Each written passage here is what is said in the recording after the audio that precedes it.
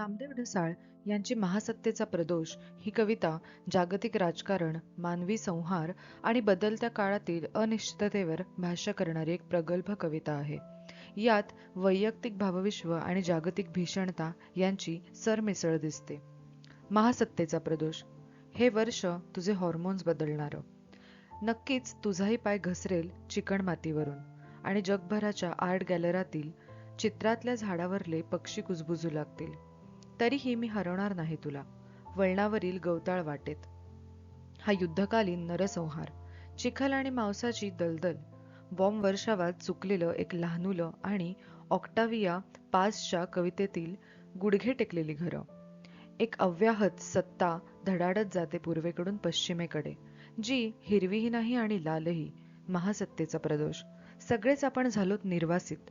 हे वर्ष तुझे हॉर्मोन्स बदलणारे आणि तुझ्या माझ्या निर्वासितपणाला जागवणारे.